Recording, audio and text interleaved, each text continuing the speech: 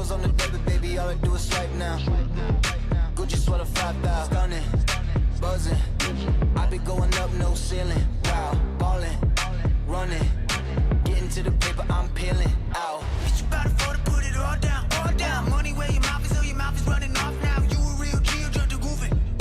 Legend has it, everybody here just think you stupid. Get up on my lip, read me if you can, though. Try standing on your tippy toes. Question is, you hold up to the hype still, or is it they stay sleeping on your NyQuil?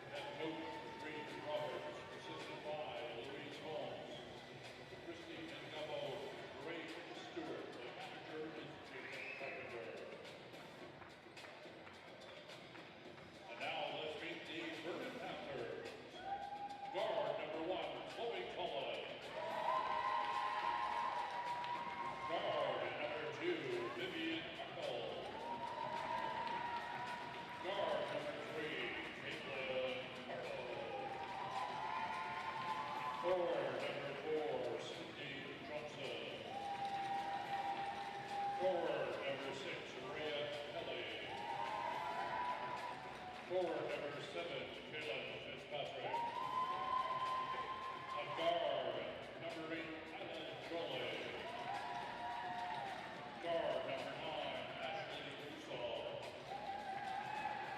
Guard, number 10, Charlotte Rodley. Guard, number 11, Chloe McDowell. Forward, number 12, Cornell Burfell. Forward, number 14, Maddie Jackie.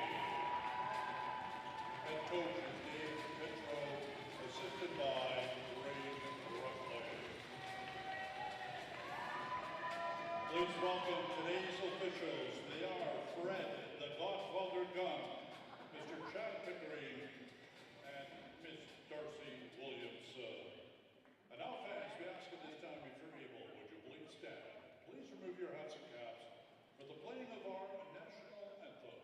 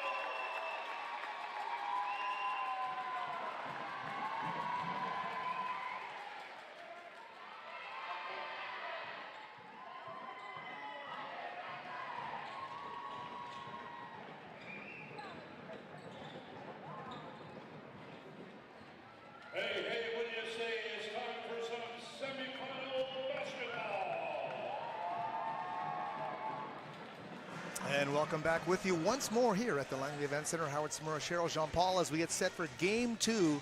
Number 1 seeded Vernon Panthers and the number 5 seeded Duchess Park Condors. The Panthers, of course, from the Thompson Okanagan, and Duchess Park, North Central number 1 out of Prince George. Should be a dandy here as the Panthers in the home whites will seemingly win the opening tip-off. Instead, it's Duchess Park taking over with Zahra Ngabo.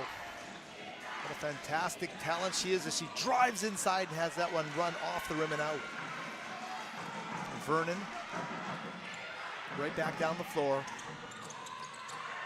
Get a great look off a fake in the post, and just like that, Adi Janke makes it 2-0. Much talked about Vernon press. We'll see how much Duchess does to negate it early. Here's Ngabo.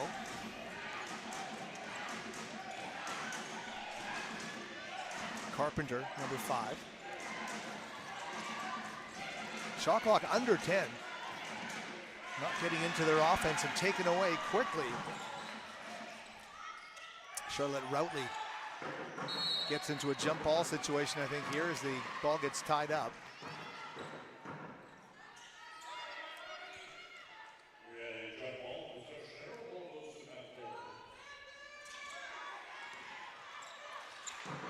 Winner to get Langley Christian tomorrow for the BC title. If the Panthers win, it'll be 1 versus 2. There's Janke with a 3-ball. Adi Janke knocks it down. 5-0 Panthers. Carpenter right back down the floor. Weighs her options and finds the teammate Caelyn Carlos. Or rather, Devin Bjorn, excuse me. Bjorn with that 16-point performance yesterday, the big win over Mark Isfeld. We'll get to more of that as the game goes on.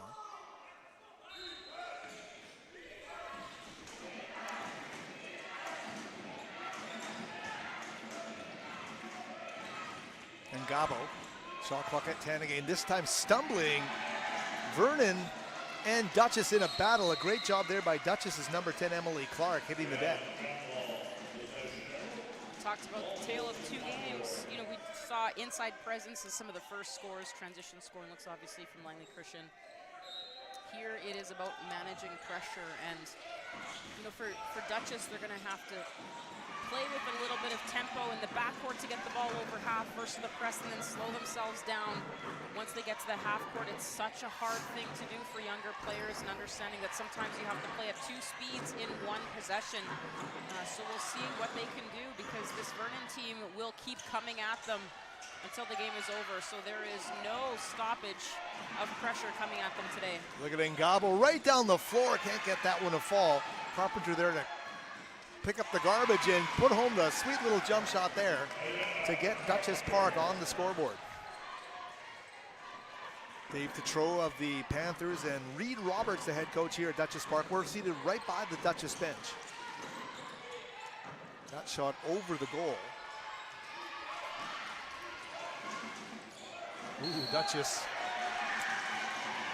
turning the ball over, just getting a little too excited to get down on the break. Emily Clark did a great job of just spinning out of pressure, breakout dribble. You love to see that, and then all of a sudden realized, oh my goodness, I'm dribbling the ball up the floor. I don't know if I'm supposed to be doing this, and just had a little bit, but the first instinct was so good for her to release pressure by just the first rebounder pushing the ball. If she can do more of that without that back over center turnover, then that's a good sign for Duchess, because they're going to need a collective group to handle this pressure. Isla Jolly dishes it more usually, but she takes the pass from Janke at 5'11", the tallest player of the team. Nice look by Janke for the bucket there. 7-2 Panthers. Second chance opportunity. Working hard underneath there for Duchess Park. That's Emily Clark.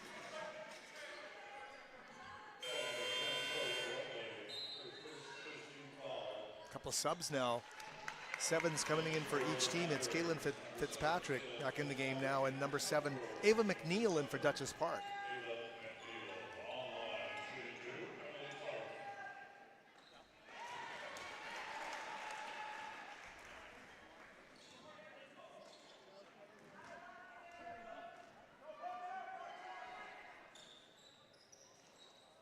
One of 2 from the stripe, keep it at a 4-point Vernon lead, and here they come.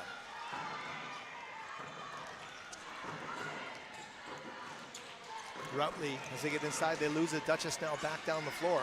Hounded at half court and stolen away 2-on-1 down the floor. And look at that, as Charlotte Routley takes the feed for the lay-in.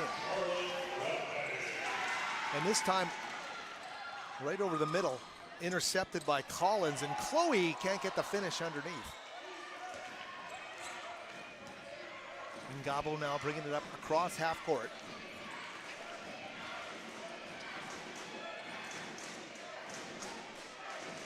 Devin Bjorn will stay with Duchess Park. The suffocating piece of some of this half court is just trying to find that split-second pass fake that you need just to see if the defender is going to fly past. So, you know, both teams are settling into this. Obviously, the last game we saw some double-digit runs. This one might be a little bit more punch for punch. And again, can you sustain your style of play over the span of multiple minutes, multiple quarters, an entire game? Both of these teams are here in the semifinal for a reason. They've been able to do what they do well. So, you know, each game gets a little bit tougher. Opponents get a little bit tougher. So we'll see if Duchess can find their way in terms of, you know, finding a little bit of a scoring look beyond just pushing the ball up past the press. Look at the dogged effort there, digging in deep as they find Collins for the three. Underneath, working hard. That was a great job, though, defensively by the Panthers' number 9, Ashley Yasson.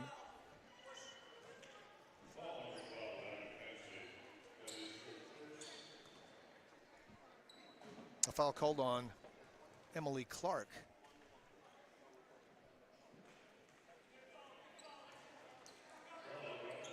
In the offseason, heading into this 2025-26 season, trying to put together a Super 16 pool for my own tournament in December, and I really wanted to get the 16 best teams in the province. And the more I looked at it, Duchess Park and Vernon, I thought qualified. They held their own against great competition at all tiers as part of that Super 16 pool in December, and you're seeing them here in the Final Four of AAA.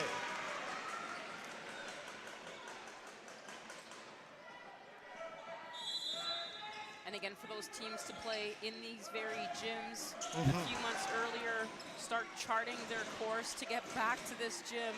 So exciting to see some of the storylines for some of these young athletes. Putting the time in, the team understanding the commitment of all these long bus trips and travel trips, because this is where they wanted to be, and here they are. Interesting. We called a very exciting, was it a Riverside?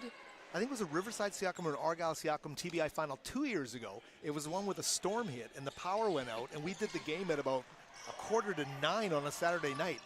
And they had to cancel a whole bunch of the games on Saturday. I felt horrible that Duchess, I think, lost one of their games because they couldn't play on that day. They come all the way down, and the tournament for about 2 or 3 hours had been canceled.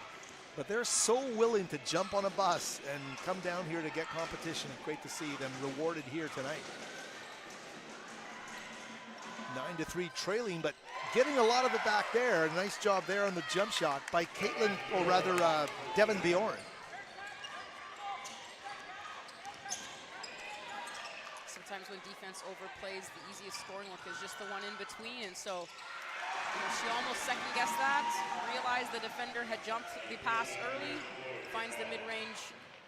But again, you know, Vernon is playing with such intensity in terms of just attack mode, and that's been their style of play. I love the fact that a lot of these teams, they've got the kids that they've got, and they have to figure out how to put that together. They're not necessarily having kids from other spaces come into their school, and so if they're undersized, this is the style of play that we have. They own it and they do it well. Yeah, interesting too. That you gotta stick your hand in the jaw of the dragon there, and that's just what they did. And a great job there by Bjorn to displace the dribble and go in for the steal. I've not seen that happen too much in this tournament when people have faced the Panthers. 11-7, we got a game here. 4:23 left in this opening quarter. Anya Sales, Ava McNeil now back into the game for Vernon.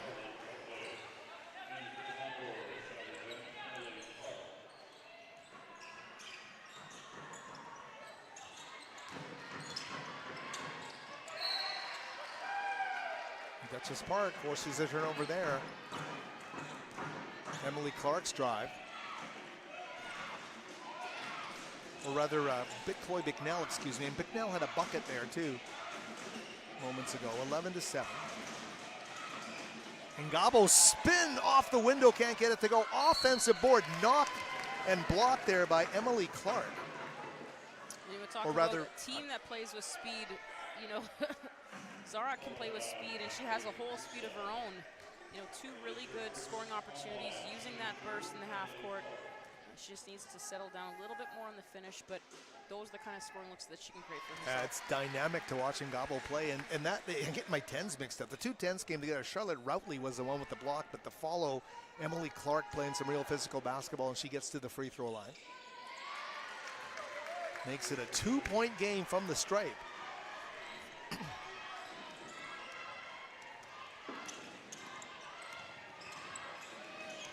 Turning the corner there for the Panthers was Houston. And now Ngabo trying to rip it away from, well, they're going to call a jump ball there.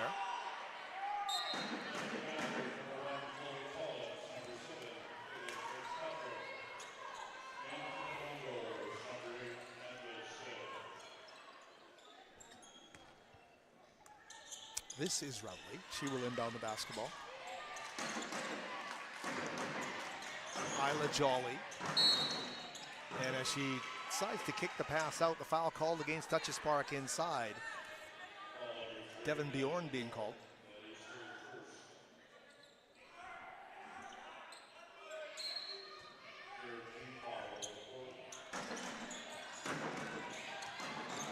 Bicknell with a nice pass and taking it right to the basket there. Jolly, it's swirled in and out. That went off of Ngabo, so the Panthers will keep the basketball.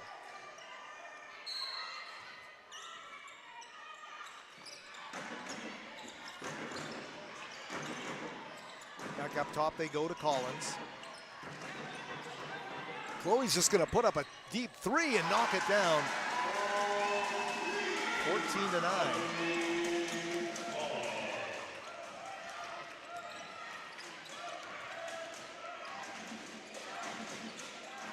Into the paint drives Devin Bjorn.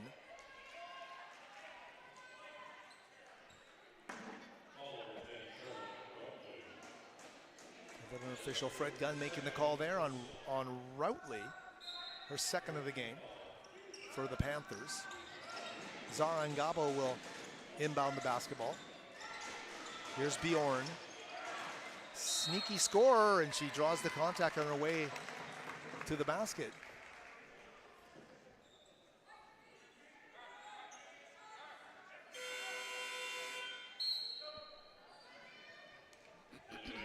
Janke back into the game. Routley will take a seat. We'll see this guard rotation. Collins, Janke on the floor to start. They kind of cycle. They each get a little bit of a minute off, and they come right back in. So expected to see a little bit of a burst here in the last 3 minutes from Vernon. And just the physical conditioning for a team that presses as much as they do and aren't super deep in numbers. Hot potato there. First off of Kyla Markowitz and then off of Isla Jolly.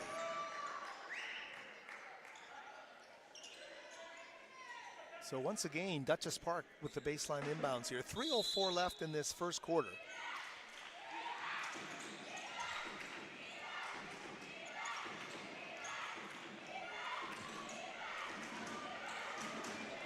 Ngabo looking for that high screen. Collins on her the whole way, and that one is going to roll off the back of the iron and around the front and out. Did everything but go in, and Ngabo wants three here, and she's not going to get there. The foul called on Janke underneath.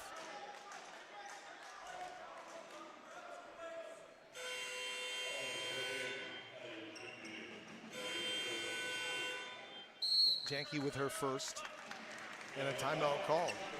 So the play has lost a little of its artistic merit here, but I mean, it's getting kind of foul heavy and a little bit physical in the half court. What are you seeing right now, Coach?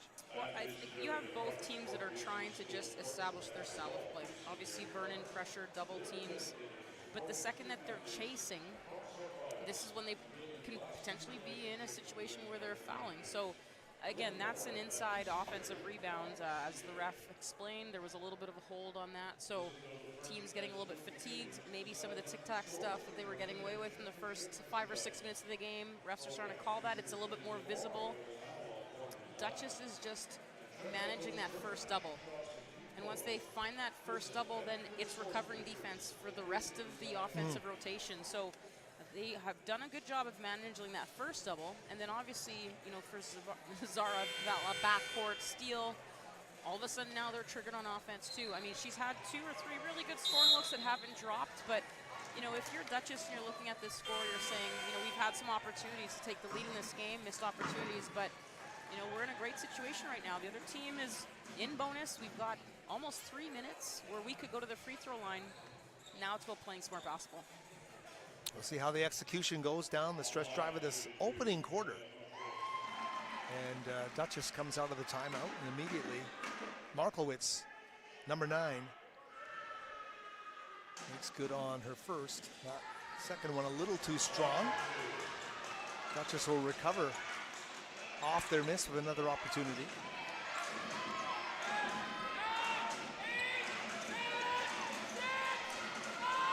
Shot clock now down to 4. The drive inside and the release on the shot by Bjorn. The whistle sounds.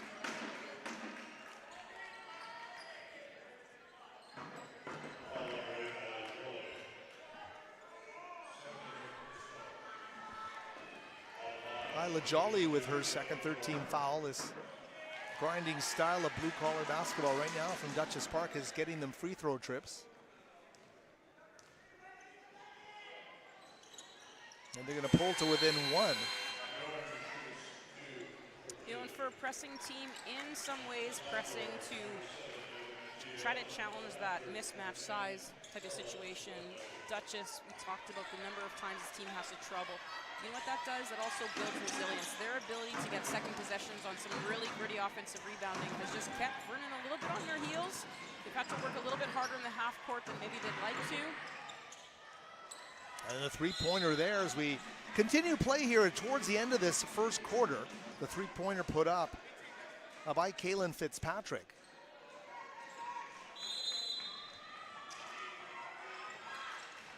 .18 on the shot clock, baseline, inbounds, back up top it goes to Collins. Chloe into the paint, puts some touch on the shot off the back iron. Ngabo rips it away.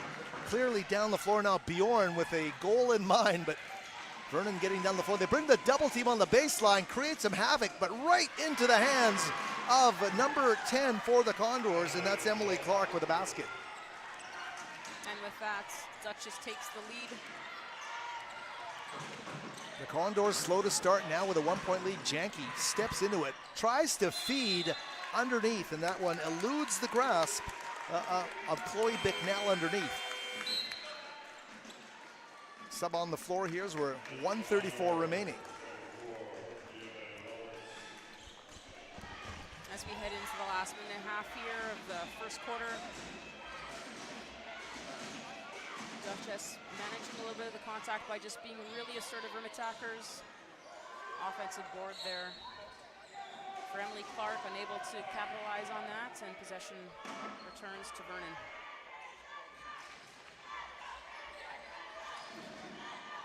Chloe Collins receives the inbound pass, and as she brings it up, with a minute 15 left on the clock. Let's see the type of offensive storm that Vernon tries to develop here. An interruption, I'm back on the mic here as we tend to some varsity letters business from center court where 1A and 2A is playing. Trailing, but looking for the lead on the make there, can't find it with the clean look on the jump shot there from Fitzpatrick. Into the hands now of Ava McNeil. Got that loose ball back up to Devin Bjorn. 45 seconds left in this quarter. That one inside A little haphazard trying to manufacture something, and Ngabo is just going to take a three. It's going to go over the goal. And it'll be Vernon basketball with 30.4 seconds left. 0.4 of a second difference on the shot clock.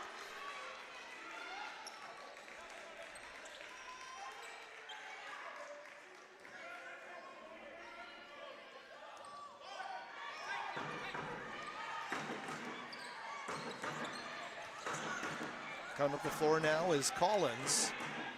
Final possession of the opening quarter. Panthers playing from behind, a 1-point deficit here. A made bucket's going to put them into the second quarter with a lead. Otherwise, Duchess will have that honor. Down to 7 seconds. Underneath they go. Back up top. Collins 4-3, and off the back iron. The putback, good if it goes. Teeters and falls, and Duchess Park will take a 1-point lead into the second quarter. Missed opportunities. Vernon has had some great at the rim scoring opportunities. You know, and again, sometimes it's nerves, sometimes it's feeling a little bit rushed, having to play at a faster tempo to get back into things. You know, 3 or 4 really good scoring looks missed. You're going to look at that and say, okay, well, all that means that we just don't have a comfortable lead right now. So what we've been getting has been working. Stick with it. The shots are going to drop. Maintain defensive pressure. Stick with your game plan. And then go from there. We've got a 1-point deficit. You know, foul count goes back to 0-0.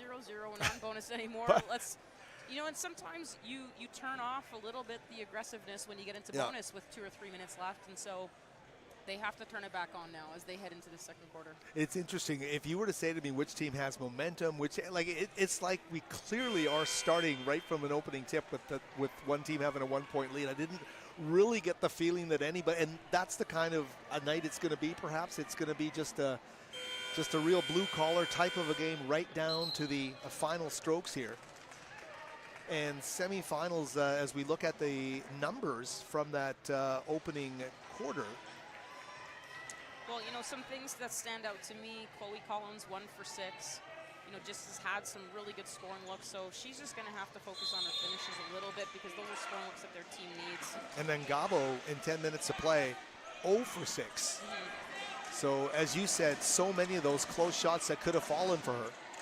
So she's got a purpose here as the Condors in the road black and yellow take over to start the third quarter. Devin Bjorn follows her own miss, kicks it for 3, and that one's going to go over the goal on the other side. On the overshoot there by Ava McNeil. And Ngabo puts up another 3. That one score off the front rim. And right down the floor come the Panthers. A great job there by Chloe Collins to get her team back out in front. Gathers the ball, finds the right spot on the rim to score that. She needed that to kind of give herself a little bit of a catch your breath. Okay, the ball is going in the rim. You know, for Zahra Ngabo, there's been a few scoring looks that have just been, maybe the first one would have been a better scoring look, so she might have to simplify things a little bit just in terms of the step back. I mean, the first 3 might have been there, but when it's a 1-point, you know, deficit, you have a little bit of time to figure out what the best shot is going to be. So again, we've seen 2 teams just grind it out, and again, the last game that we saw was about scoring runs, scoring runs. It's going to be an interesting mesh of these 2 styles of play tomorrow, whichever team ends up in the final. Duchess with a takeaway. Bjorn to Ngabo as they come back up the floor. Janke helped bring a double team there. Trap right near our scorer's table. That one ricochets away into the hands of Isla Jolly. And here comes number 8 down the floor for the Panthers. From behind, Bjorn trying to get the knockaway is going to get called for the foul.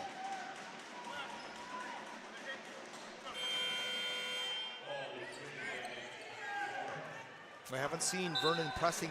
You know, when you look at it, the size-wise, they kind of match up anyway. So nobody's made too much of an issue of the fact that Duchess isn't a huge team either. So Jolly will inbound with a hearty shot clock as the shot goes up off the back iron there by Collins. A jump ball called, and it will go the way of the Condors.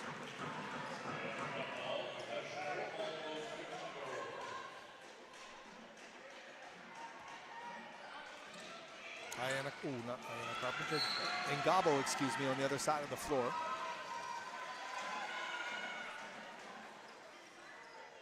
Nice crowd on hand here at the South Court. Tomorrow, of course, the winner of this game gets to play in the Arena Bowl.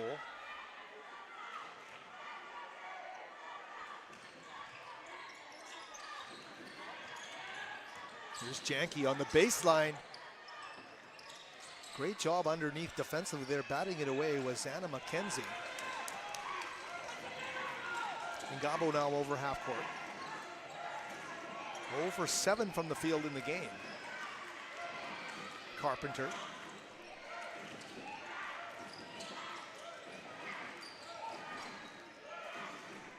Ngabo trying to drive on Jolly, finds a shot for herself from 16, can't get it to fall. They'll come right back to her at half court.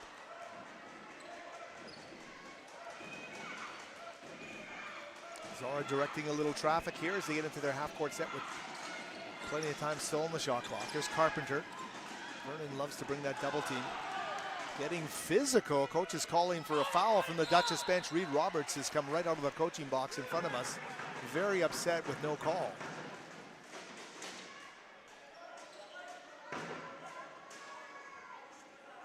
White 9 getting called for the foul. So Vernon's Ashley Uson.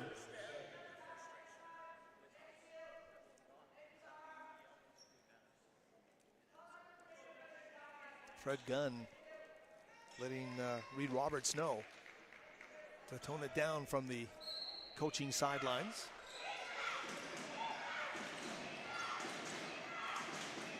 Here's Duchess in the half court, looking to go inside, and that one batted by Markowitz underneath, or rather Uson. And here comes Vernon back down the floor. Little hesitation drive, but Ngabo took care of that. She kept with her check step for step.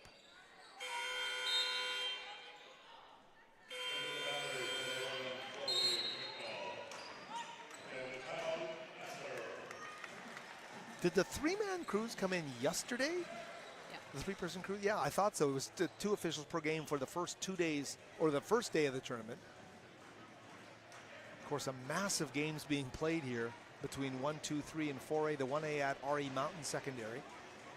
For the majority of their draw, they did move in with their Final Four to center court earlier today. But boy, 32 sudden elimination games on one day in this complex. And we still have a 1-point game. We had a 1-point game at the half, and we get a 1-point game right now.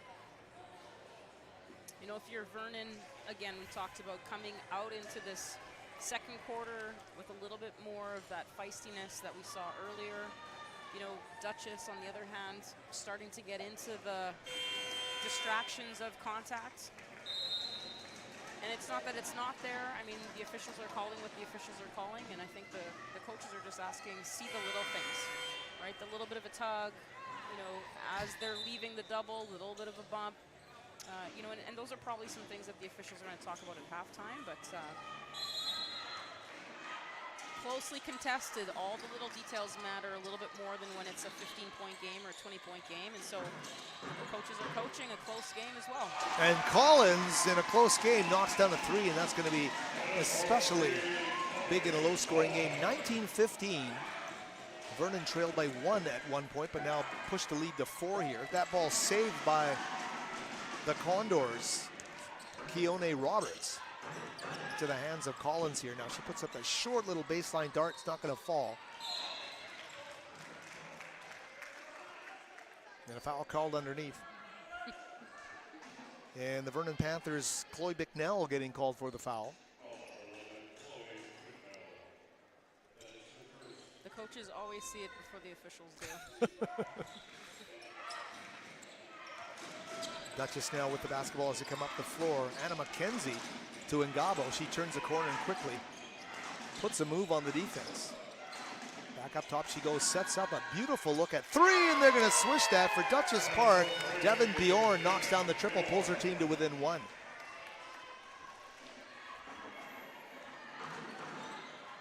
Real decisive play in a low-scoring, grinding game. It kind of opens your eyes. Ngabo can make that happen. She's that kind of a talent. Here she is again, this time trying to split the defense, and she does that as she gets across half court. Little push pass up, they move it around, get it across the court. Are they going to be able to save this? I don't think so. Tough turnover there for the Condors, who would love to be able to build some momentum. Who wouldn't in this game? It's been a game really without any.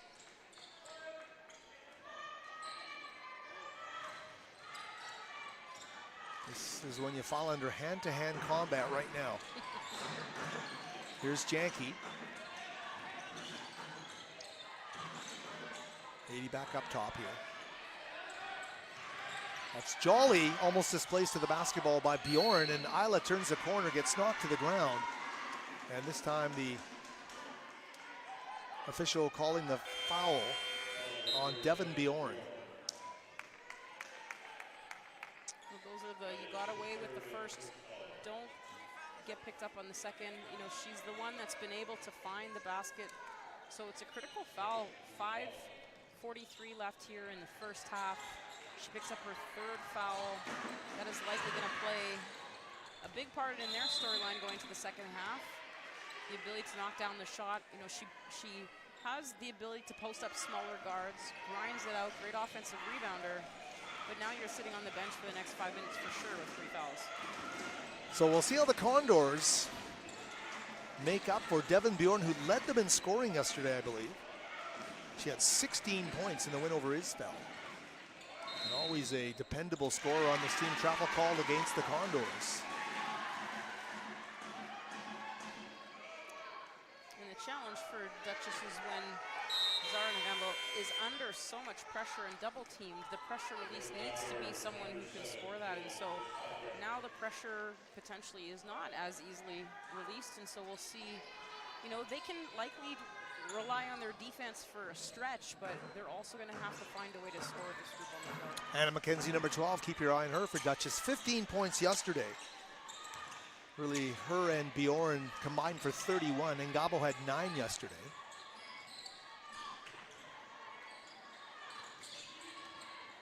Vernon trying to make a tough hoop there, couldn't get it done. That was Charlotte Routley. And Ngabo now with the basketball. Janke guarding her as they come across half court. 5 minutes left in this second quarter.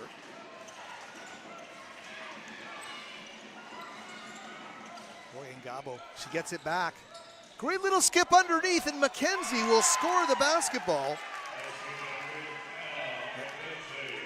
And that pair working well to put Duchess on top, 2019.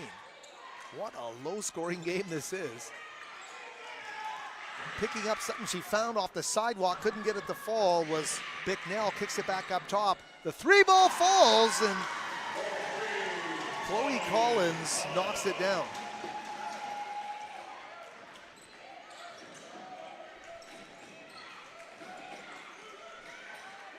Isla Jolly, Anya Sales, the 2 8s are going to check into this game. Earlier you said hand-to-hand combat, and I think from a coaching perspective, we just call this punch for punch. Big three on one end, grind it out in the middle, big 3 on the other side, grind it out in the middle. And you know, these teams are, their seatbelts are on and they're ready for this ride, so. Coach JP, I love that one. That's really good. They are, a seatbelt being applicable to the amount of travel they do. Well, we've got some turbulence here, that's for sure.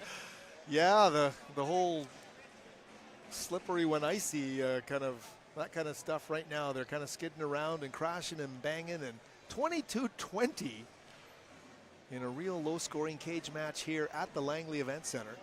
And fits the personality of the 2 coaches, I think, of these 2 teams, and locked in battle right now. Remind everybody, yesterday's scores, Duchess Park got here with a 62-35 win over Mark Isfeld. Duchess came in as the number 5 seed.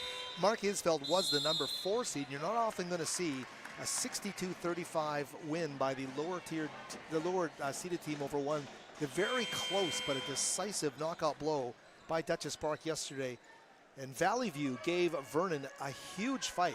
And what a great team that is, coached by Karen Horsman. Their fine player Claire McLaughlin, as usual, was superb in that game. 22-20. Vernon with the lead and the basketball. 3:56 left in the first half. Collins unable to get it, and look at this. Ava McNeil swoops in. As the swooping Condor does, and we'll see what the referees are calling here. Caelyn Fitzpatrick getting called for the foul. So Anna McNeil will take a seat. At first she thought that she had picked up an offensive foul in that one, so she was walking off the floor as though she got into foul trouble, but Markowitz, number 9, into the game.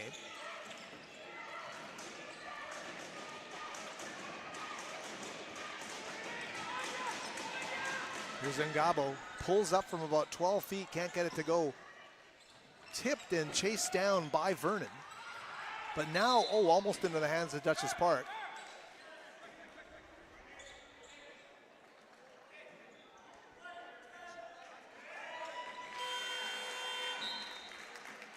Janke now coming back into the game, part of this rotation by Dave Tetreault, the Vernon coach.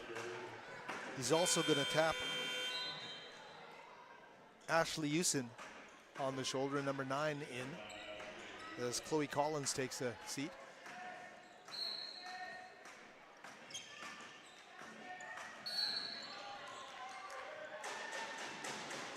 just like that. What a tight game this is. 3 fouls called in the last 25 seconds, and free throws will likely be a factor as we potentially head into bonus on both sides. Panthers with the basketball in the half court, swarming Duchess defense. Oh, it's getting physical out there as Usen came in with some force. And Fred Gunn, the official, will give her a foul, her 3rd of the game.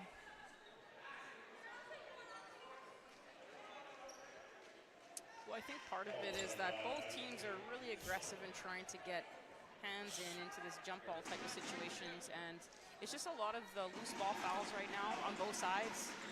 Can stay with the play, let it go, you know.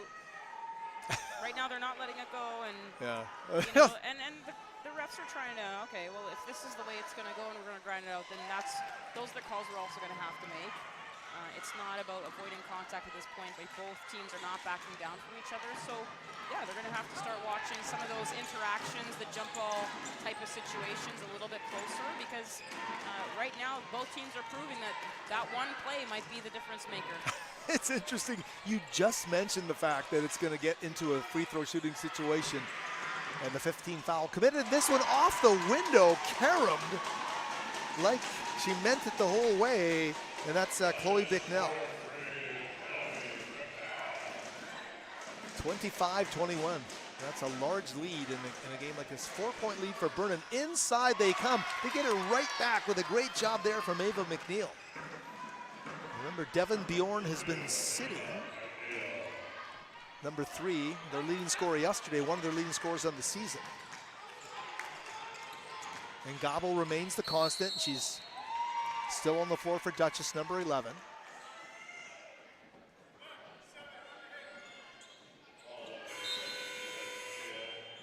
We'll take a look at that halftime box and see what Ngabo's numbers are from the field. I mean, she's playing well, but, you know, was just unable to solve things and push that over up a few more to start this second quarter.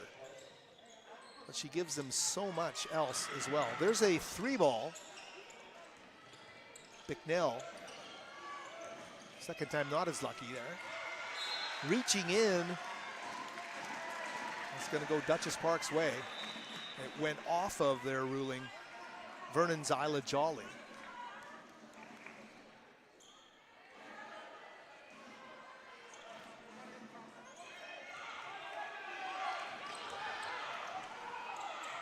Here come the Condors. Trailing by 2 with the basketball. This one not for the faint of heart. Scrappy, grinding basketball game. A second chance opportunity off the offensive rebound is going to go, and Anya Sales.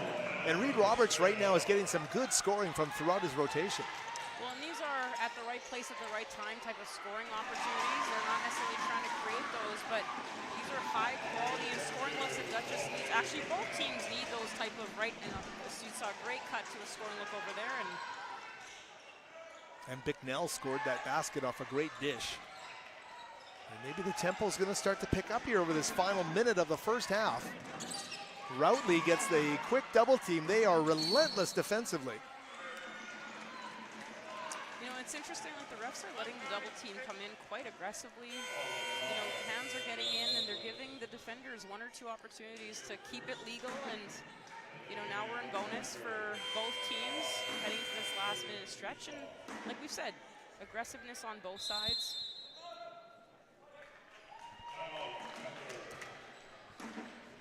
Opportunity now. Vernon calls a timeout with a minute 11 just to make sure that everyone's on the same page with the style of play or the scoring looks that they are need to add in these last 2 or 3 different possessions here. Well, whatever we were thinking heading into this game that this was going to be a battle, it certainly has.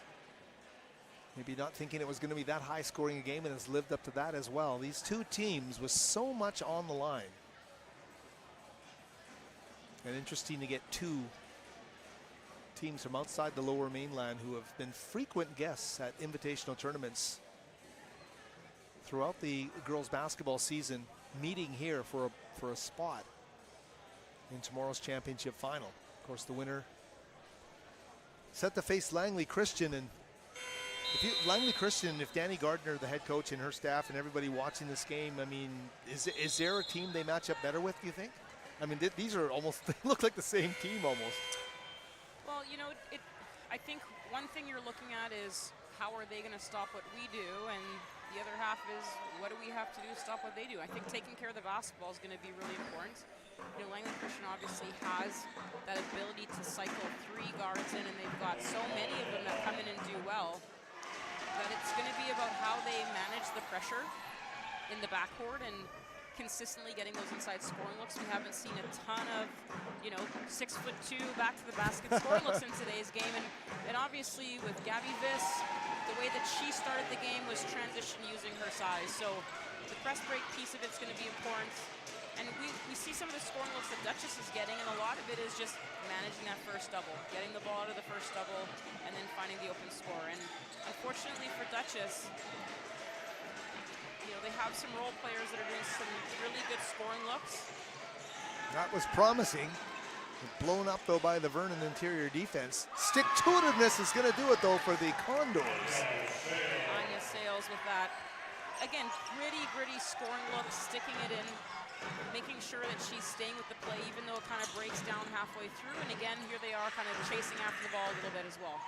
To the basket, Vernon couldn't get the finish they wanted from number 8, Isla Jolly.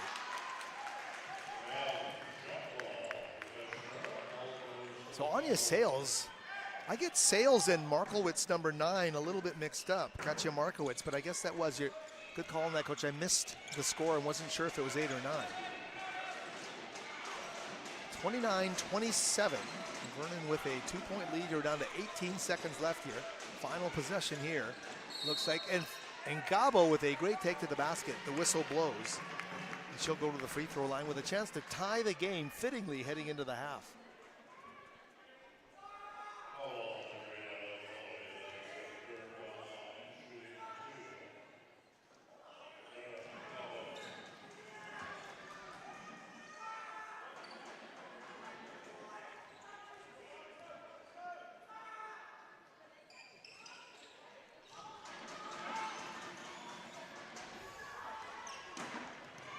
Ooh, the pass right there from Ashley Hewson, looking cross-court to Jolly, I believe that was. Off the mark, and Duchess with another opportunity here with 8.6.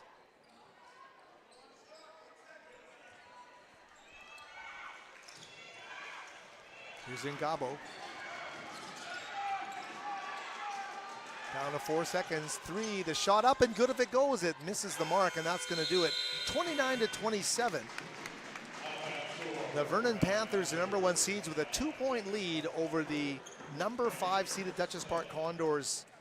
Prince George. Will take a break, refresh, and be back with the second half. Decide who is going to play Langley Christian in the BC Girls AAA tournament tomorrow night at the Arena Bowl. Back with more from South Court. Right? There's a lot of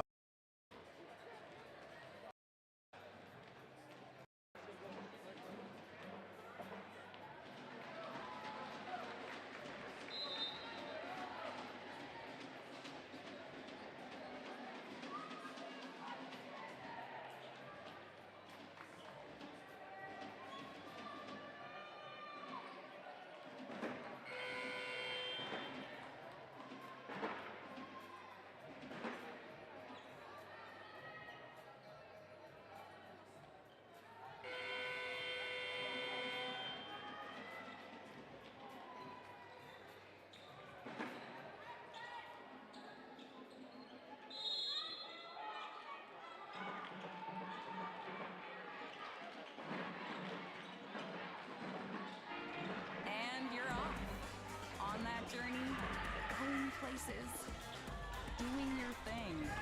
Look at you, Trailmaker. And we're back with you here. It's just underway, 15 seconds into this Making the big move. second half, and Duchess Park getting a defensive stop, and Ngabo 0 for 11 from the field in the first half.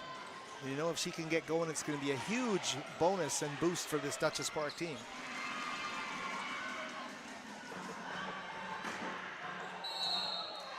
From behind, the attempted block by Sales.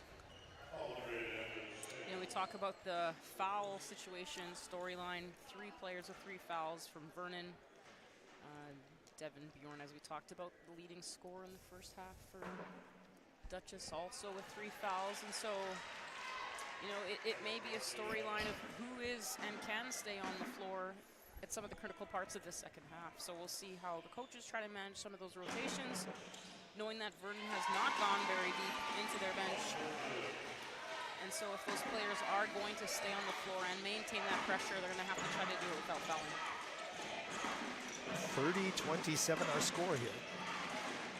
Nice physical take inside by Duchess Park's Emily Clark.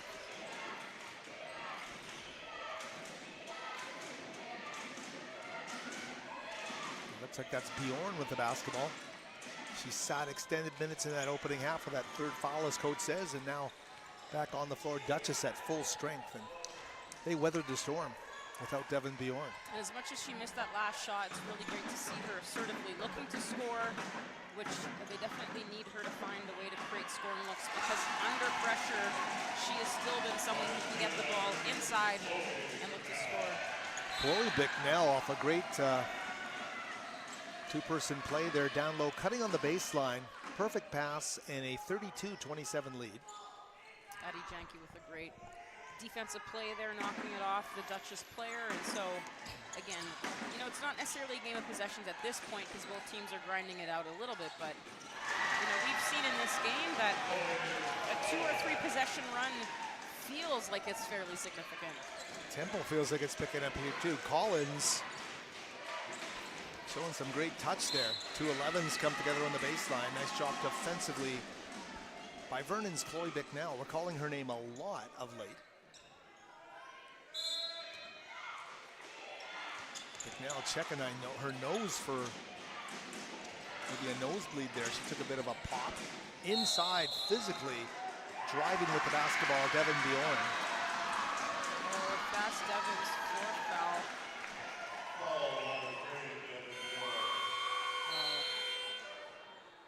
One of those situations where you sit for extended minutes, and Devin's pretty frustrated as she comes off the bench. You know, we talked about it being a good sign that she was aggressively looking to score. Unfortunately, on that one, picks up her 4th foul, and you know it's gonna be in someone else's hands now. And you know, if you're Duchess, you weathered the storm the first time. Now you're gonna have to rediscover something, because you're not just waiting until she comes back onto the floor anymore. So all hands on deck for the Duchess Park Condors, much as they did over the second quarter of this game, with Devin Bjorn on the bench with 3 fouls. And Anya Sales there picks up her second, and again, these are, you know, not necessarily frustrations, but both teams recognizing there's 20 minutes left in this game and tightening up a little bit, and sometimes when you tighten up a little bit, it's just the hands on the back or just the type of situation. 7-point lead right now. Condors want to cut into it here. And Ngabo, she's finally going to hit some pay dirt. Nope, she misses again. Unrelenting. Oh, bingo, 7:33. You know, she was talking to herself at the free throw line when she missed those 2 free throws. Like, really? You know, and to her credit, part of her maturity as a basketball player has been okay. Like, bad first half, move into the next, misses her first 3, knocks down the second. It's a good sign for Duchess.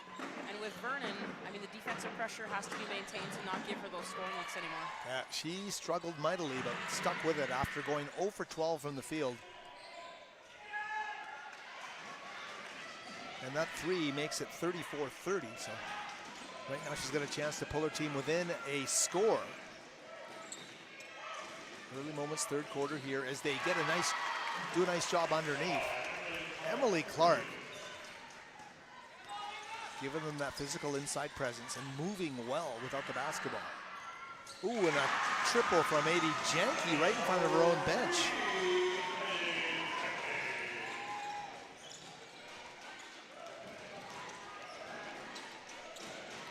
And Ngabo once more. Zahra into the paint. Boy, that is a beautiful move.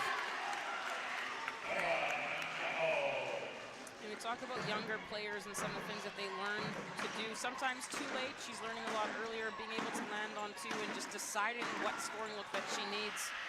You know, she is a very quick and can play very fast, and sometimes in the past she's played too fast. Too fast, yeah. And we've seen that, you know, development, and that's one of the things about the Howard Samura tournament, just understanding that you get to see the development of players over the span of a year, especially when you don't see them all the time every weekend. I mean, we did see them more often, and but just trying to use her speed to get to the spot and then use control to finish. And Ngabo's played here at the LEC TBI tournament since the 9th grade.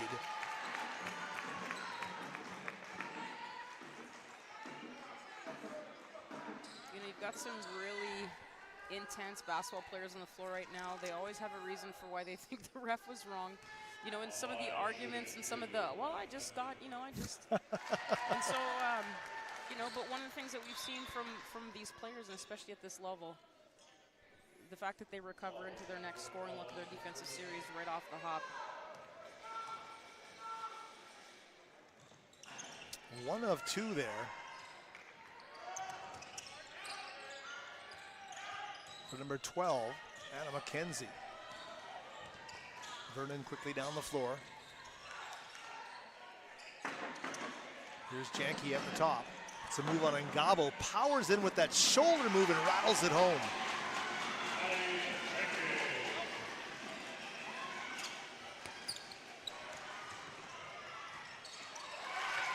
Hoop for hoop, the tempo definitely picking up here. And both really great scoring looks through contact. Sometimes it's really hard for younger players to know how and when to maintain the contact once it's initiated, but Adi Janke on one side, taking the contact, finishing, bodes well for her future. You know, not a massive frame from one perspective, but just being able to weather some of the contact. And yeah, the grittiness is, we're seeing it on the offensive side now. We saw a lot of the grittiness on the defensive side, and now we're seeing some really tough, great scoring finishes. We call it a thawing of the offense with the midway mark of the third quarter now here. There's Zahra Ngabo, hit 2 straight, misses that one. Nice rebound and dish underneath, powering through and drawing the contact. The foul will be called against Charlotte Routley. It'll send Anya Sales to the free throw line.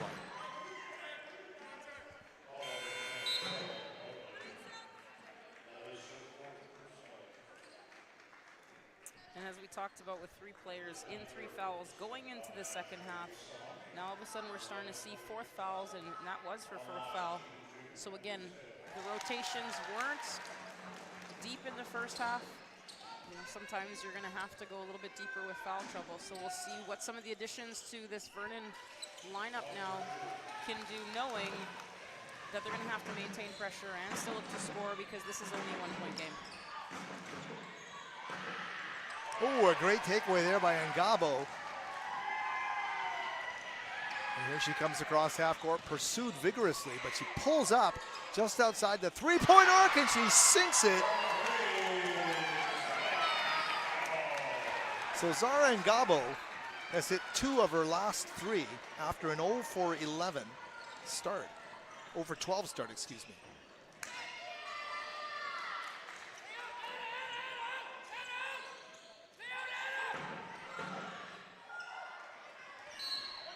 Vernon had a good opportunity underneath there as they worked the baseline with Chloe Bicknell. And you know what, Chloe Bicknell has had and has been the open player multiple times in today's game. You know, that finish needs to be something that she gets at some point in time because she's definitely in the right spot, the right time. Just hasn't been able to figure out the finish. Janke now. 7 on the shot clock for 80. Trying to power through again. She does. She plays through massive contact underneath. Nearly gets the ball ripped out of her hands and finds a way to, again, just grind it out. Down she comes again, and this time, or number 7, excuse me. Fitzpatrick unable to score it. 41-41, can't ask for anything more. Ooh, and that one had some mustard on it as he skipped pass from Ngabo out of the reach. Had a little bit too much juice on that one. Yeah, it did. Markowitz trying to squeeze that one.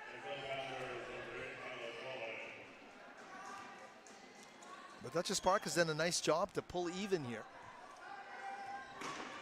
Only 2 Vernon baskets in the last 2.5 minutes are both from Janke.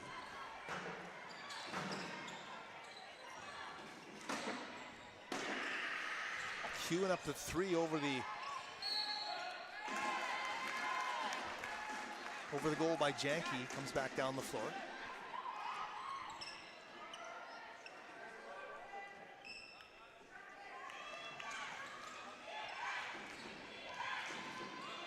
Ooh, Ngabo.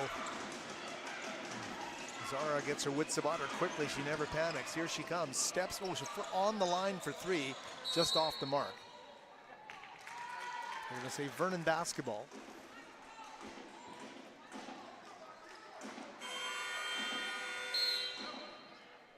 Subbing into the game, number 10, Emily Clark, as Anna McKenzie takes a seat.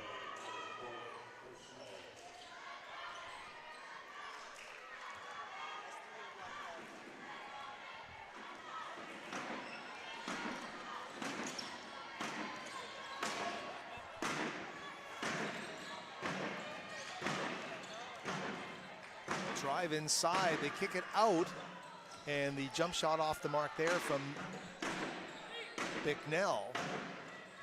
That one, though, is going to go on the baseline, working Isla Jolly. Yeah, we had a little bit of a stalemate there for the last minute or 2. Yeah. Breaks that, so 43-41 Vernon as they go inside to the Condors. That one's not going to go, but the foul's going to get called against Chloe Collins underneath. No, it's not. My apologies. Number 8 getting called for the foul. Anya, no, exactly. Isla Jolly with her 4th. And again, you know, now you have 2 of your key players with 4, and you still haven't gone into the 4th quarter yet. So Vernon's going to have to figure out who they apply pressure with now, not necessarily against whom.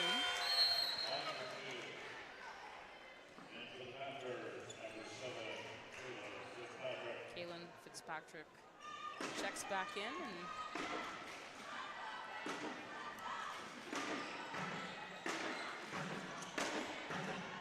Vernon now trying to build on a 1-point lead. It's been that kind of a game. Drive on the baseline, finds a sliver of daylight and makes the opposition pay. A great job there by Bicknell. And now Ngabo. Eva McNeil out to guard her. Zahra looks for a skip inside to her teammate. Carpenter deflects out of bounds. She'll take a seat. Zahra Manhast checks in for the first time today.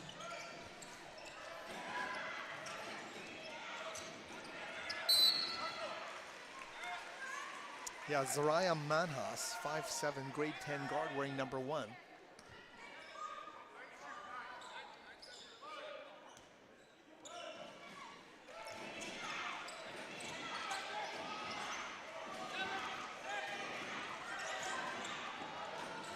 Deep shot is not going to fall there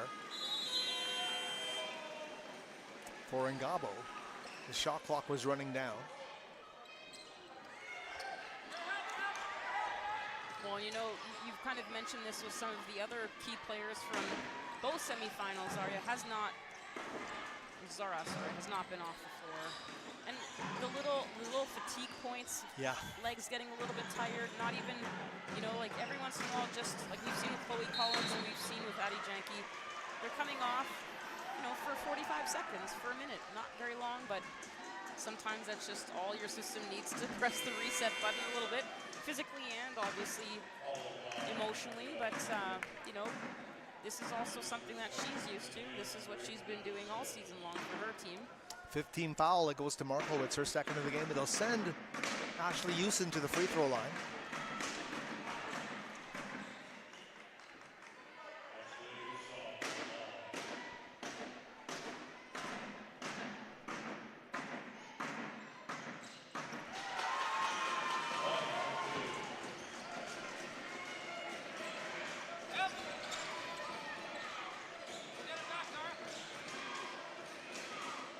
Under a minute remaining now, third quarter.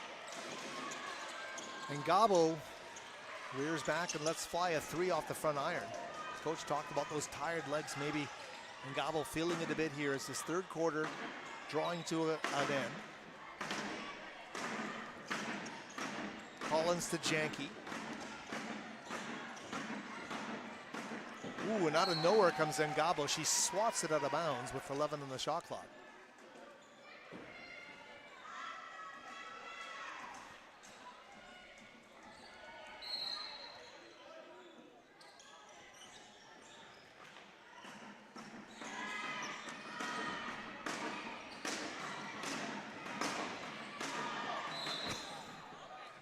Collins battling tooth and nail.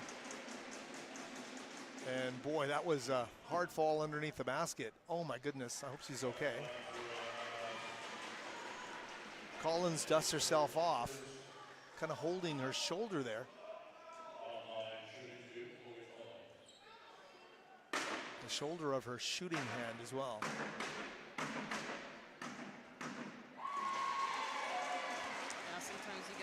Stingers when you go into contact there, but nice to see her knock down the first one and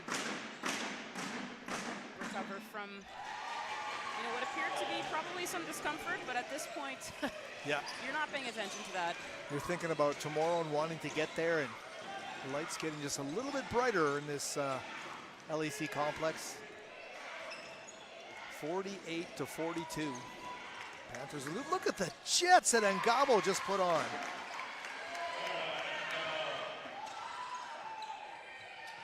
48-44, she makes it. And that's going to do it for the third quarter of play. Wow. We're in for a fourth quarter. And, well, it might not be a fast-breaking up-and-down game. It's going to be more than exciting. They will value the basketball. They'll have to. And we'll see what happens when the fourth quarter opens in moments here. We'll be back in half a minute here from the Langley Event Center.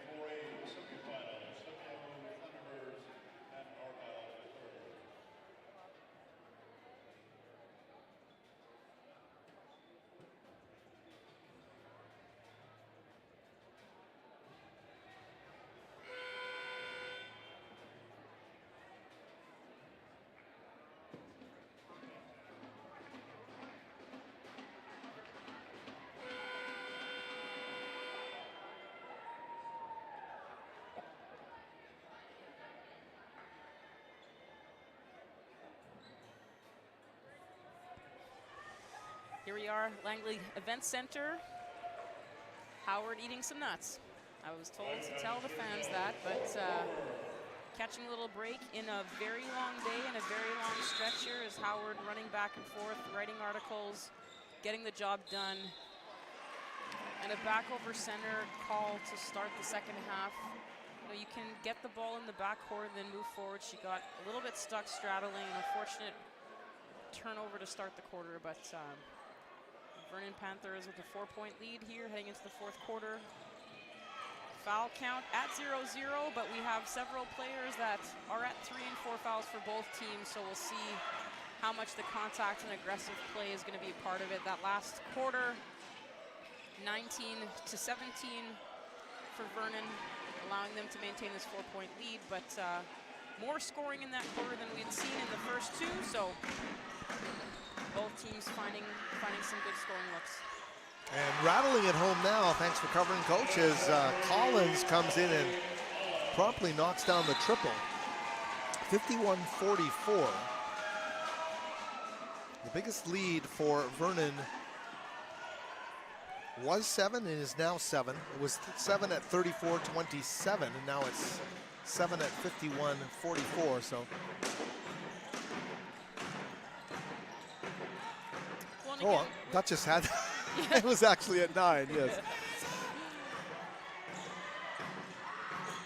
Excuse me. Anyway, here comes Vernon in the half court. Great path to the basket, just opens up for the Panthers. Caelyn Fitzpatrick.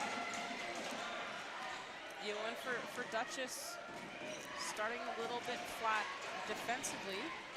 You know, and again, trying to find a way to stay out of foul trouble without being aggressive, sometimes for a team that's been very aggressive. And a great three-point block there. Addie Janke doing it at both ends.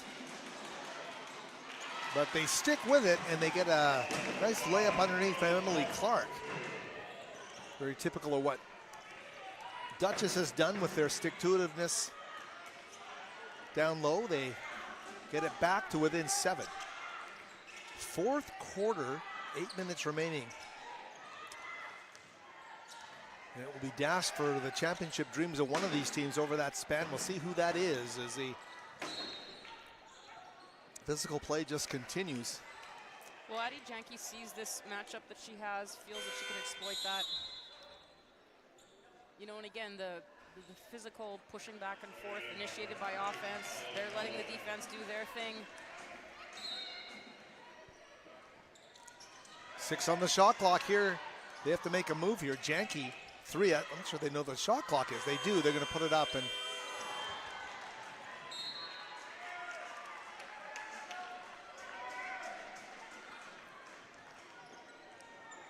here comes Duchess Park.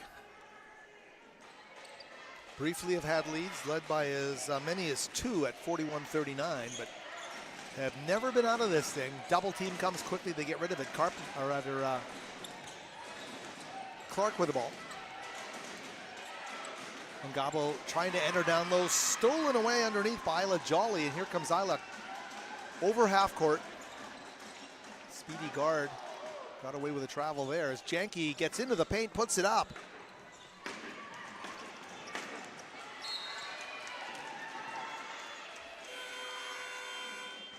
Zahra Ngabo just leaving some bodies in her wake there as she turns the corner. Ball gets deflected out of bounds. And you talked about her minutes, Coach. I mean, you weren't lying. 30 minutes after 3 quarters, and she's now working on getting to 33 minutes as we'll soon hit the 33-minute mark. She has not left the floor in this game. Well, you know, for their strategy, I mean, that's what the coach is using the timeouts in the first half for, is to make sure that she gets the rest that she needs. And you know, they've got 3, but again, if this game stays close, you want to be able to keep those timeouts if you need to towards the end of this game. So as a coach, you're thinking she may be tired, but I've got 3 timeouts to use in the next 7 minutes. So using them wisely, both for rest and for strategy.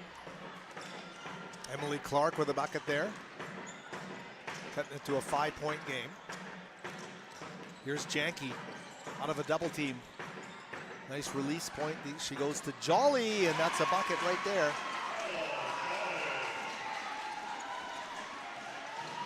So Vernon finding a way to score tough points in the paint.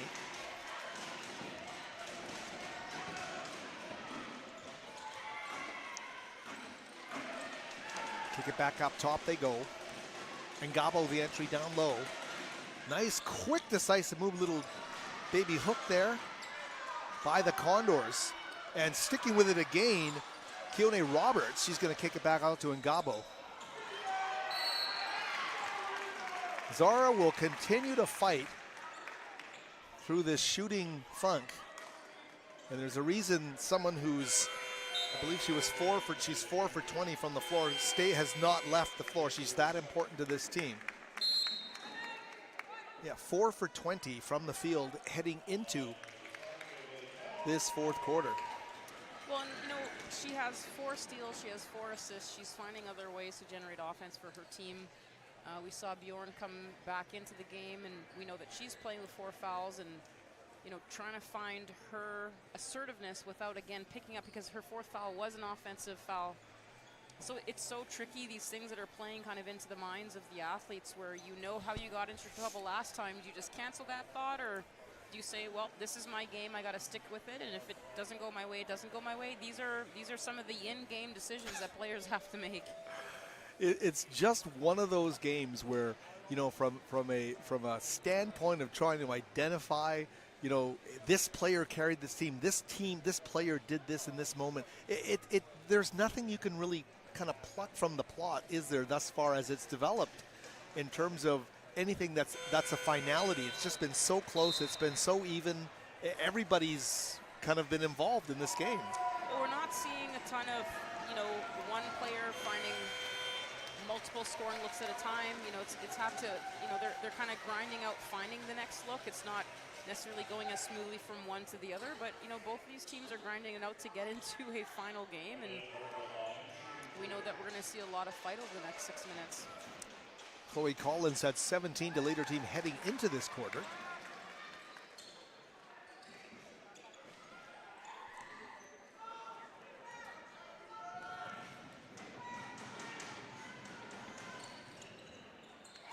One thing Duchess Park has got going for them is they are getting to the line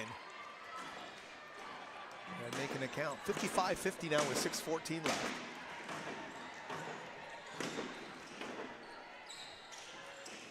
Janke the dish for 3. The high arcing shot's too strong. And as they reach in to try and displace Anya Sales of the basketball. You know, and this is going to be an interesting lineup right now for Duchess. This is kind of their most potent offensive lineup. You know, the goal is to see if they can generate 2 or 3 scoring looks before someone gets into trouble. And you know, for Vernon, they've had a few different players kind of make their own and also create their own. So kind of talking about the foul line of conversation that we've been having. Addie Janke, I mean, for her, it's only her 2nd foul, but you know, if they get into a bonus situation again for the last 3 or 4 minutes of this game, Duchess could find a way to grind this out on the free throw line, like you mentioned, and Vernon is going to have to find a way to just be a little bit more disciplined on some of those little breakdown type of situations. Here's a scramble for a loose ball. Addie Janke, look at the effort there to try and save that basketball. I think at some point she landed on the basketball, but it's always nice to see players get pulled up by their teammates, and you know, this is what they've been playing for, so you know, they're going to push through some of these challenging things. And off the baseline inbounds, teeters off into the hands of Janke. Looked like Janke was going to try and adjust her shoelace there to kind of give herself some time, but they inbounded the play, and she was right there for the basketball that caromed off the rim. You know, it's interesting. We'll see if Janke wants to try to take advantage of. Oh my goodness, there's a 3, and that's a big shot.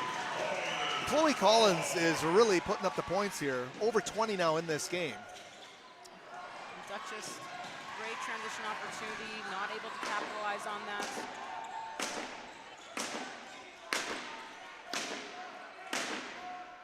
What is going to be the difference here?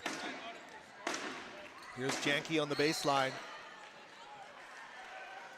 Working hard defending her from Duchess Park, number 12, Anna McKenzie.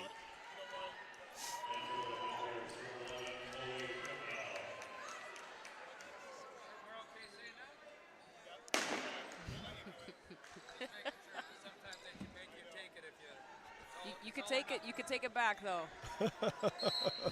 The voice you hear there? Reed Roberts, head coach of the Duchess Park Condors. Kick it out. Deep, deep, deep three from Janke's not going to reach iron, as it certainly held the crowd breathless on its release. Timeout called on the floor, and it's going to be the Duchess Park Condors calling for time, trailing by 8. As we mentioned, the biggest lead after 3 quarters was 7. Vernon has pushed it up to, I think it was 9 points, and it's 8 right now. This cushion in this low-scoring game is pretty substantial, though. Well, and if you think about that cushion, I mean, Chloe Collins has found her scoring looks, shooting with confidence, knocks down that last 3. I mean, you know, when you're thinking about scoring 1 basket every 2.5 or 3 possessions, an 8-point deficit can seem quite a daunting task, and we know, you know, Zahra hadn't scored in that first half, found her way a little bit in the 3rd quarter, maybe settling for some scoring looks right now, but, you know, it's going to be about the type of scoring looks that their team can create, not just for her, but also for Devin Bjorn, who's back on the floor. She had 10 in the first half and has not really scored since then either. So, you know, I think for her, part of her challenge, you can see it on her facial expression as every time she gets into a defensive situation where someone has the ball, you know, she's pursing her lips and kind of clenching her hands, knowing she cannot foul, and sometimes playing with that level of tentativeness can impact what you do on offense as well. We'll see how they try to shake everything off, hit a reset button, Duchess Park we're talking about, and find some offensive flair here as we're down to 4:26 remaining. That's how close the Vernon Panthers are to playing in tomorrow's final in a 1 versus 2 against Langley Christian. And a great job there as the Isla Jolly reached over, knocked it out, it went off of a Duchess player, and it will be Vernon ball. A turnover created by the Panthers guard number 8. Here's Bicknell, back up to Jolly. Back up to Janke.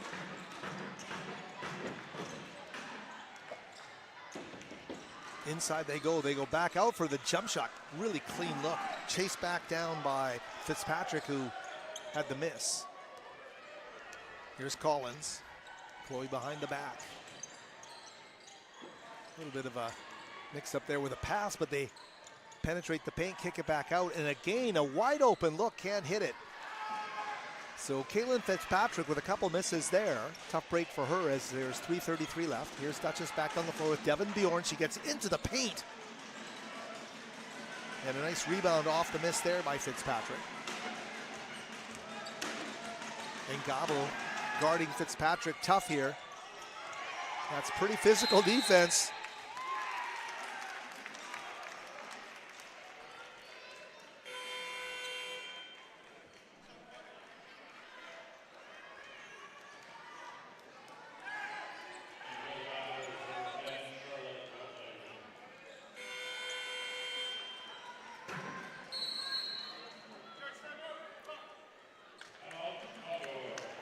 So Duchess has taken a couple timeouts in the last little while here as they will huddle and listen to head coach Reed Roberts, the veteran Louise Holmes, who's been such a part of Prince George basketball for so many years on that staff as well. And she's been drawing up some of the scoring looks that they need in these tight game situations. That, you know, obviously the last time down, turnover situation, didn't quite execute what they needed to. There's probably a listen. Over the next 4 or 5 possessions, this is what we have to do. We need the ball back. It's so tough when you're down by 3 or 4 possessions and you give up multiple offensive rebounds and again, 30-second reset. And now you hear the whoa from the Vernon crowd as soon as they got that last offensive rebound, recognizing that they can really cut down you know, the amount of time that Duchess is going to have to try to get back in this game. So similar to the last one that we saw in the other semi-final, it's about a sense of urgency, quick offensive rebounds, quick putbacks, getting to shots a little bit faster, but you can't give your opponent multiple offensive possessions, and so You know, there's going to have to be a concentrated effort on doing the little things really well for a span of 3 or 4 possessions. And you know what? If you get this into a 1-possession kind of game, maybe now foul situations play a much bigger factor. Ngabo inbounding the basketball. Sails to Clark, now back outside, they go to Bjorn. Devin would love to get into a groove here with the final 3 minutes to play. Back up top to Ngabo. Zahra with a little fake jump stop, little quick release floater, doesn't fall. And look at Vernon coming right through the traffic. Skip to a great follow on the play, and Collins is going to get a great finish there. It's the largest lead of the game now, 2:42 remaining. You know, and the challenge now with taking those 2 fouls or timeouts and only having 1 left is, can you stop the bleeding if Vernon goes on a run right now? And 60-50 the score. Underneath they go, can't get the finish. And Duchess has got to play with perfection and purpose here in the final 2:20. As coach says, the points per possession in this game so low, so you got to maximize what you get. Here comes Vernon again. Collins is going to slow it up, and why not? She's going to watch that clock. And as the Panther Nation starts to rub their hands together in anticipation, Vernon will continue to chew some clock here. Shot clock now down to 10.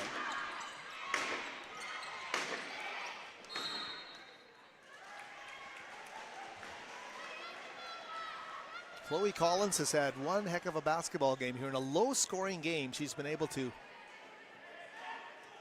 get into the 20s. Here's Janke. Stopped by the Condors, and Duchess needs to step on the gas here. 1:38 to go. Zahra Ngabo inside. Put up a little flare that's not going to fall. Janke gets a loose ball. Double team comes quickly, and here come the Panthers. Game clock down to 1:20. And the reach-in foul, Emily Clark.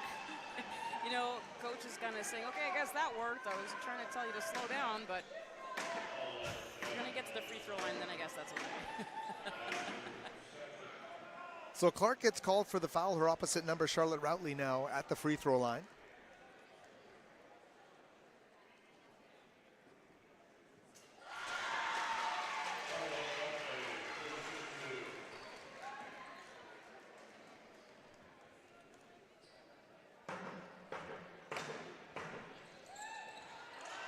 Ooh, off the miss, an opportunity underneath for Vernon's Chloe Bicknell. That's not going to fall. Timeout called here by Duchess Park. And that is their final timeout of the game, I think. And Duchess Park, or rather Vernon in their 2 games, I mean, the competition gets stiffer and stiffer and stiffer, but only allowed 25 points against Mount Baker, only allowed 48 against Valley View, and have allowed 50 in this game. I mean, they're playing the kind of defense they want right now, and there were some doldrums in this game, and you know, maybe a lesser team like Vernon would lose their focus, lose their concentration when the offense wasn't flowing for them, and Duchess just kept, you know, getting within shouting distance of them. So you kind of have to take your hat off to the way Vernon was able to weather the storm of a team that's pretty equally matched with them today. Well, and you look at, you know, we talked about styles of play and how long can you maintain your style of play and which team would figure that out. And you know, grinding things out over the span of 40 minutes, the amount of discipline or desire, depending on what you're thinking about what the other team has to do. You know, we've seen Chloe Collins take this game over. And it's really important to see younger players, maybe the game doesn't start well for you, but it's really about how you finish. And she's done a great job of finding her scoring looks and then maintaining. And I thought this was going to be more of a free throw shooting competition by the end of this game. And I think both coaches, both teams have decided to back off a little bit, but that probably hurt Duchess a little bit more than Vernon because they were playing from behind. Cheryl Jean-Paul with us, of course, for all of our games and Championship Saturday as well, and it's always a pleasure to broadcast games with the head coach of the Trinity Western women's basketball team. 1:03 remaining in the misfire by Duchess Park. 11 points with 1:03 remaining. We're under a minute now as Vernon gets back down the floor, but Collins, we were just addressing, slows it up. Jolly is going to get it back to Janke, and there's now 10 on the shot clock. Bjorn's going to come up and foul. And I believe that's her 5th foul.